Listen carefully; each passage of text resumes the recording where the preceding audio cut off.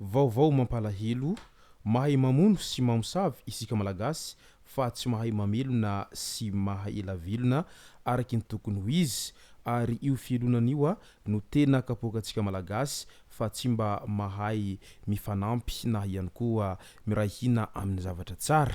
Ka ny pitsopitsony mahakasika an'izay no fakafakaina amintsika ato anatin'ity vidéo ity ka manasa antsika rehetra hanaraka an'ity vidéo ity hatramin'ny farany. Azadino ny milaiky ny vidéo antsika ary tsara voatrany ny miabone amin'ny chaîne antsika mba ahafahanareo manaraka tsy tahapaka ny vidéo zay lefa nahito isan'andro. Tsy ampendrela mo isika fa avetrany tonga de vavany ndao ary.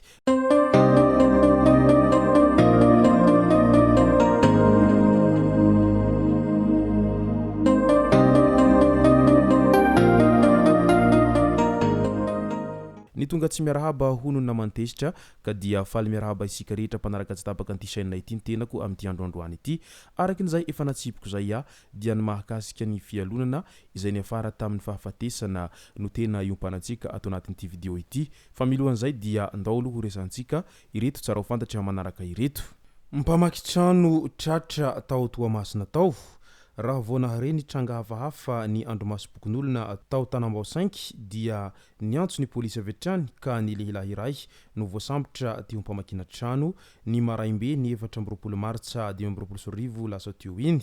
Midika izany fa efa tsy mifidy ora hamakina trano na ihany koa hanaovana asa ratsy ireo jolahy any an-toerana any na amin'ny atoandro zany na amin'ny alina izay masaka ao an-tsain'izy ireo ihany dia tsy maintsy hanaovany an'izay asa ratsin'izy ireo zay. Ao anatin'ny vaovao mampalahelo hatrany notsatohany antsy ka maty ilay lehilahy anankiray. Lehilahy iray izay maty tsy tradrano noho ny tsatokantsy nataon'ity lehilahy ity azy tany Andohasana Fianarantsoa raha ny vaovao voaray avy any an-toerana hatrany tamin'iny androny omaly iny.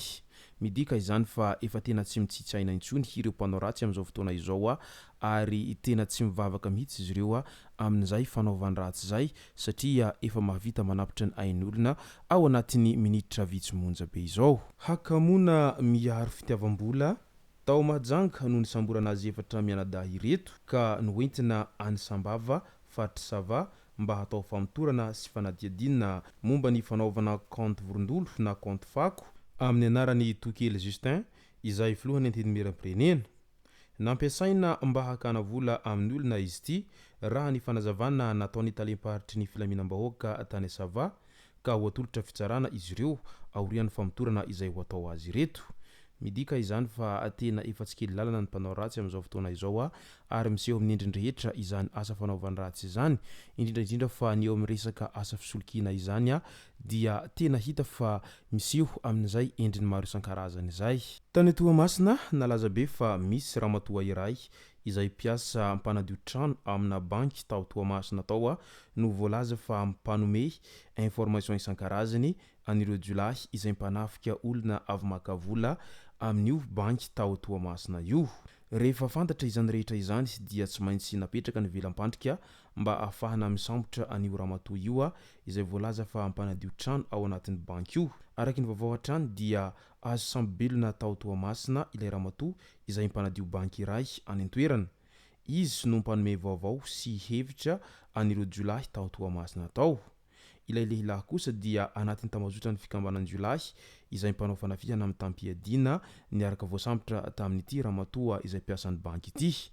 Ka noho izany dia mailomailo hatrany fa misy amin'ireo mpiasan'ny banky ireo mihitsiny no manome an'izay vaovao ho an'ireo jolahy izay mpanao fanafihana izany satria matetika isika gaga sy talanjona raha vantany vao mahita sy mandrefa misy olona maka vola be avy any amin'ny banky iny fa misy mpanaraka avy hatrany mitifitra ny jolahy no sady manendaka an'ilay vola be ka mipetraka ihany ny fanontaniana amin'izy ireny manao hoe ahoana no hafantaran'ny jolahy fa andeha haka vola be ilay olona tany anatin'ny banky.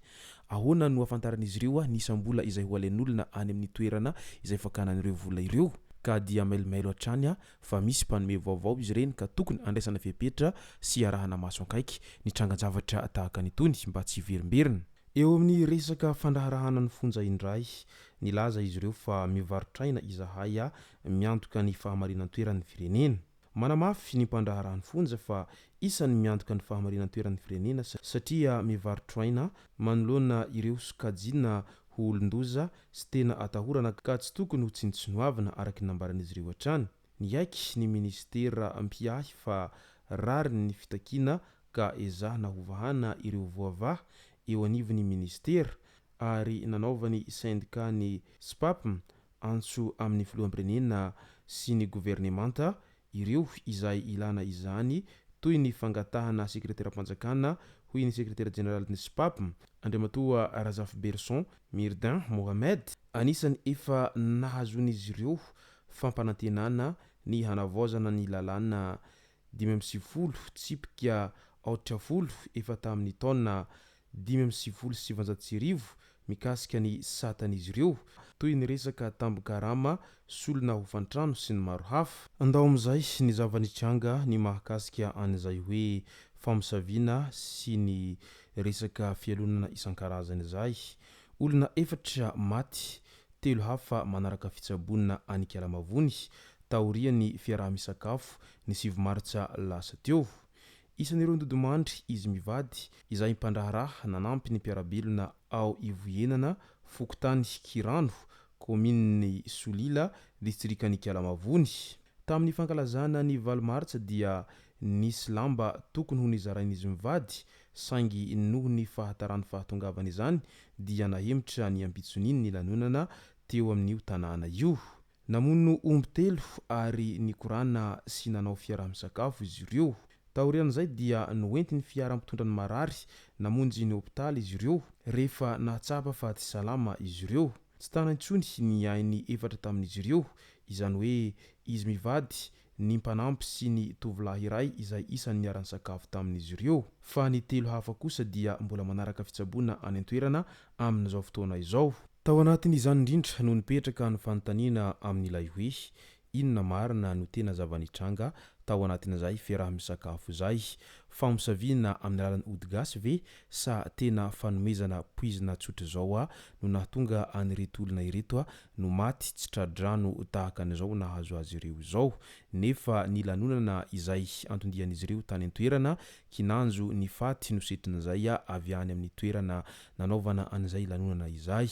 Tena mampalahelo ny toesaintsika malagasy amin'izany hoe resaka famosaviana sy ny zavatra ratsy isika no tena mahery sy tena malaza fa rehefa zavatra tsara dia tsy hita loatra izay tanjakatsika izay nahoana no manana toetsaina tahaka an'izany. Tsy azo aravina ve izay toetsaina ratsy izay mba hovaina amin'ny toetsaina tsara hoentina hampandroso ny mpiarabelona sy ny firenena toy ny tongotra ny vakivaky ny zavatra tahaka nytony satria sady marary no mahamenatra. Tsy ilay fanafody gasy loatra no ratsy fa ny fitondrasantsika azy no matetika mandratsy endrika an'izany resaka ody gasy sy ny famosaviana izany. Raha resaka famosaviana no resahana angambany dia mety ho lasa tompon-daka eran-tany mihitsy isika malagasy eo amin'izay resaka famosaviana sy ny fialonana izay. Ka noho izany dia mirary filonana feno ho an'ny fianakaviana manamanjo amin'izao loza lehibe izay nahazo ny havan'izy ireo zao ary ainganeo tsara levenina ny maty ary aza misosoka alahelo intsony.